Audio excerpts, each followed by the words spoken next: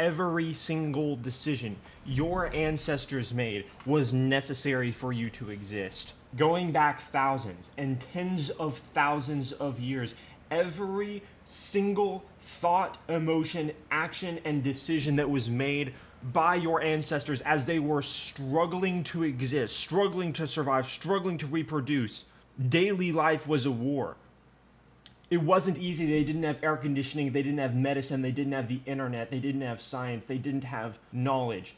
All they had was their instinct to survive. And you sit here sipping your soy latte, studying Marxism, believing in moral nihilism, and thinking you don't have to reproduce because your feminist professor said that it has to do with serving the patriarchy. They were dodging saber-toothed tigers, struggling against disease, which they didn't even understand, doing everything they could to not die an early death, and also enduring extreme infant mortality. Half of the babies that were born would die. Worrying about rogue tyrants before laws existed, before writing existed, before education existed. Worrying about rogue murderers. Every day could be different. Worrying about volcanoes, worrying about freezing to death, worrying about getting enough food for the winter. What is the point of all this? Every single decision that they made has resulted in you existing. They had that responsibility. From a single person, out has funneled tens of millions, hundreds of millions of lives, probably in some cases. But at minimum, tens of millions. Every single decision. One decision could have erased all of that. Entire lineages of bloodlines. Oh, eaten by a saber-toothed tiger. He wasn't looking a quarter of a second too early. All of it gone. You must understand that your decisions, you personally, carry the weight and responsibility of humanity.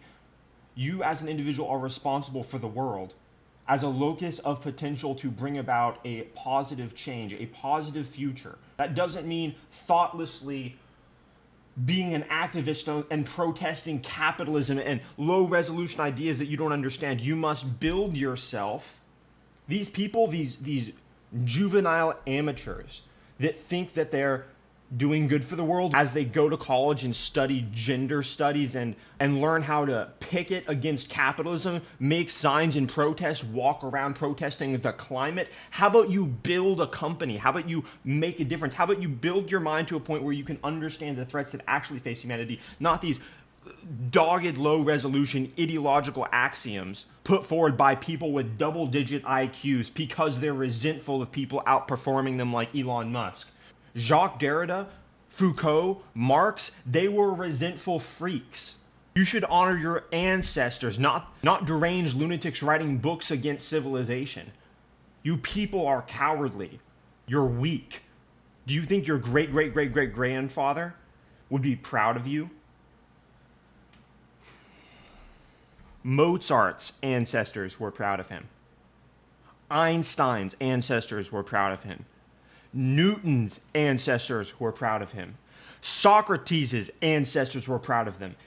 They delivered and made good on the sacrifice that their ancestors put forward. They made those early deaths and infant mortalities and struggling against disease and braving the environment and watching your family members die around you. They made it worth it. What are you doing? Worrying about capitalism? What the fuck? It doesn't matter to you how much money Starbucks makes in a quarter. Go out and create poetry. Build something. Have ideas that aren't installed to you by the resentful propaganda of dead freaks from hundreds of years ago, or your fat college professor with blue-dyed hair that tells you men and women are the same. Jesus, bro, you think men and women are the same? You can't operate in reality and think men and women are the same. I know what the problem is. Corporations, that's the problem. No, Becky, you dumb bitch. The reason why your life sucks is because you majored in gender studies at college. But I'm $450,000 in debt for learning how to hate men more effectively. It's Elon Musk's fault. Shut the fuck up, Becky. You're the reason cat food prices are going up. Once you build your mind up to a place where you can sufficiently grapple with the objective fabric of reality that surrounds you, you can have kids. You can reject the woke mind virus. You can have children. Take Elon Musk's advice. Have kids. Build the future. Most of the humans that could exist have not yet been born. You have the potential to make their sacrifice carry on to the future to unimaginable potential. We could have an interplanetary civilization with 1 trillion humans, where at any given time we have 1,000 Mozarts alive, 1,000 Einsteins, creating art, poetry, and a better world for humanity that will eventually become interstellar. But no, you don't want to have kids because your fat professor says that, the reason she's fat is because of her genetics, and she just can't control how many calories she eats. Oh, she thinks that calories don't define how much fat she has on her body. Jesus, bro. And if you don't take this advice, there's a consequence. The consequence is, statistically, we know from psychological evidence and the study of objective domains like psychology, that you're probably not going to reproduce. On average, people that are resentful and hideously possessed with this woke mind virus don't reproduce. So your genetics will die off. The sacrifices of your ancestors will be worthless. They will have lived and died for nothing. And you will have shut down not only your life because you're nihilistic and resentful for all the ways that you've declared defeat, but you will also have shut down the life of so many other people. Choose not to do that. Does your great-great-grandson deserve to live? Maybe your life does matter. Have you ever thought about that? Have you ever been brave enough to contemplate that your life matters enough to make a difference? In case you haven't realized it, nihilism, Marxism, and moral relativism are an intellectual scourge. They're worthless. They are derived only to have resentment for what's true. They're not true. Those ideologies are false. Oh my gosh, bro. You can't imagine how much they suffered. Even if you try, even if you watch movies or, you watch Little House on the Prairie to see what life was like in 1880, or you watch documentaries to see what life was like, during the Ice Age, you still have no idea. You still have no idea how hard it was for them. Dying at 34, randomly, they didn't understand why, oh, Sally just died, my wife just died, we have no idea why because we don't understand what disease is. She just died today. I guess my kids don't have a mother. Well, I have to go out hunting where I have a 25% chance of survival year on year, so I can feed my kids, half of which will die. You have no idea how difficult it was. And you're watching PewDiePie, you're watching H3, you're watching Mr. Beast.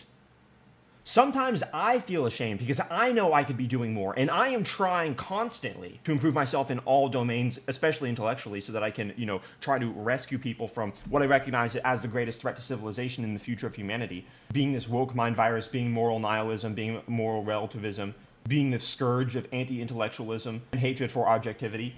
Throw out the garbage, take on responsibility, have a vision for your future.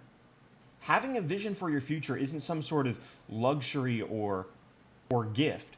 It's a guarantee. Once you clear your mind of the fog, you have unlimited potential. Stop throwing away your life. Stop believing in this garbage nonsense.